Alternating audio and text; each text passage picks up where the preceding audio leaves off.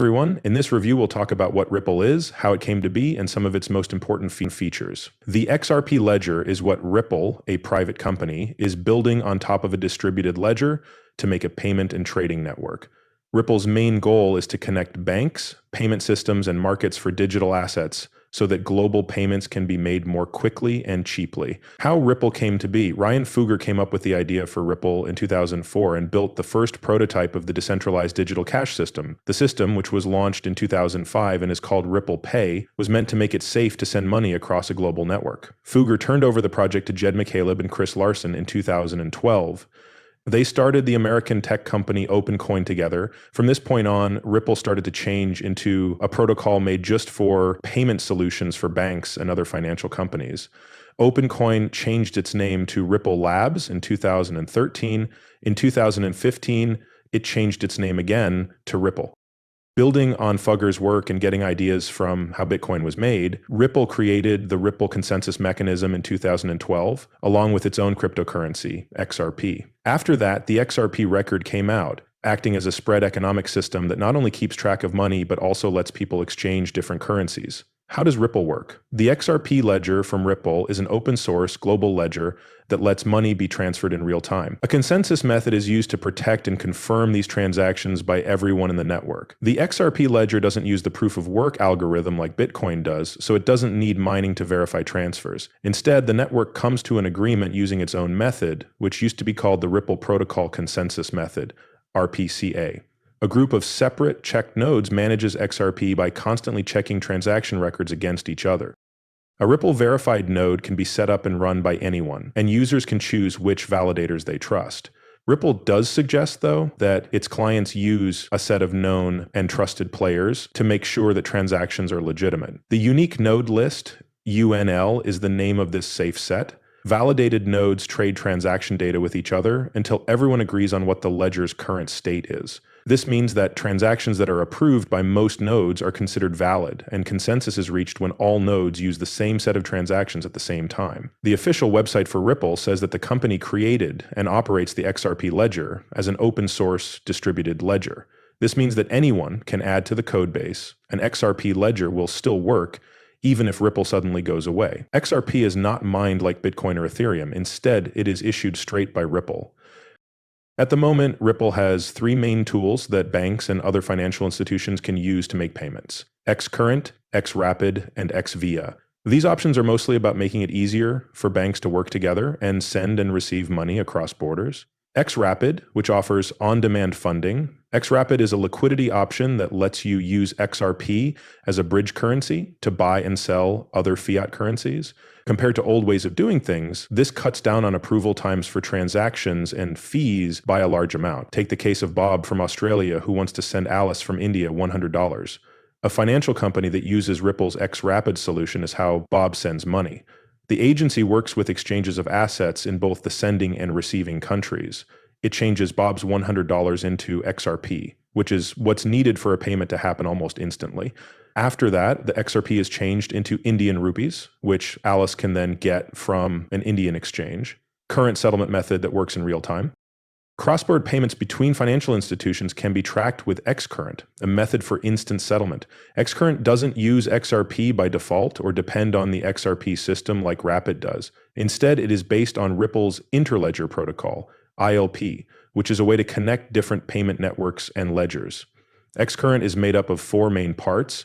Messenger is a peer-to-peer messaging service that lets financial institutions that are linked share payment information, such as risk factors, compliance details, fees, exchange rates, and estimated delivery times. Validator is a cryptographic tool that checks to see if trades went through successfully and makes sure that money moves smoothly through the network. Companies that deal with money can use either their own certified nodes or validators from outside their own companies. Protocol for Interledger.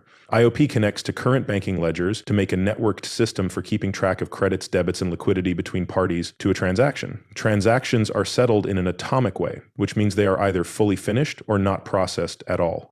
FX ticker sets the exchange rates between currencies during transactions and keeps track of the current state of the network's preset liquidity pools. This makes it easier to integrate payments. XVIA is a standard API interface that lets banks and other financial service providers work together in a single structure, instead of having to integrate with a bunch of different payment networks separately.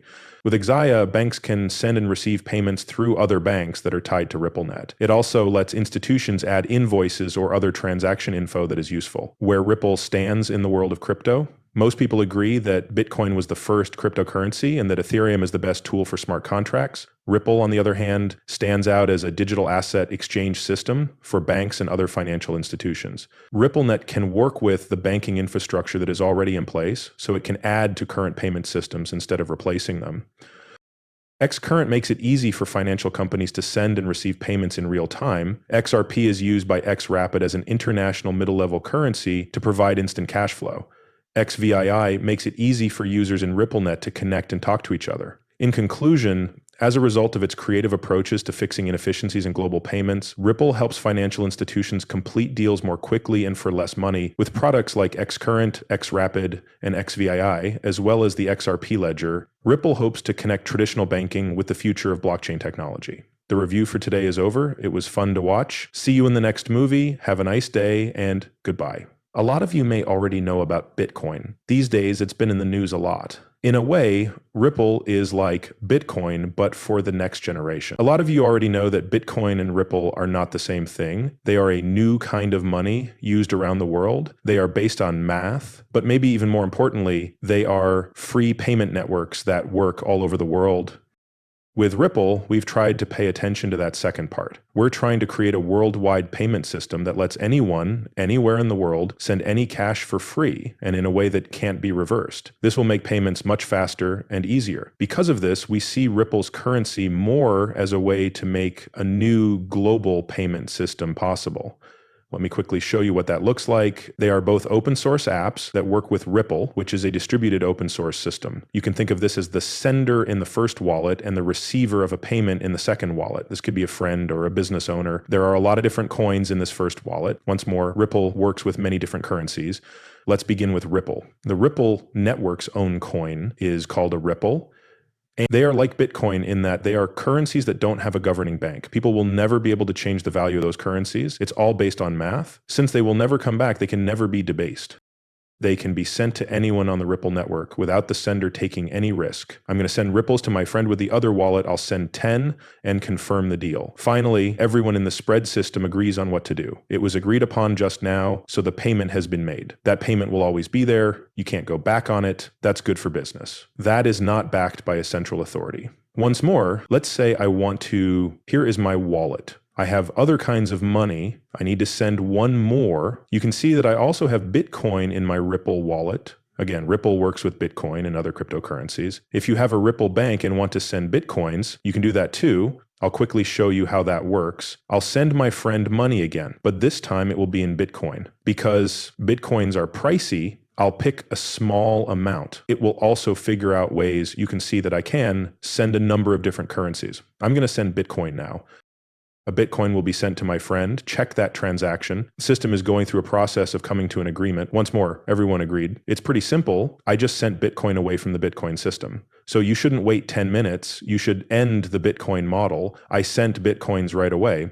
Before Bitcoin, one of my friends told me, look, I don't like any of these new math-based currencies. I deal with dollars. Send me $1. I can do that since I have several coins in my wallet, including dollars. I'll send $1 to my friend now. It's going to figure out a few different ways I can send it. That means the seller will get $1, and I can send anything I want.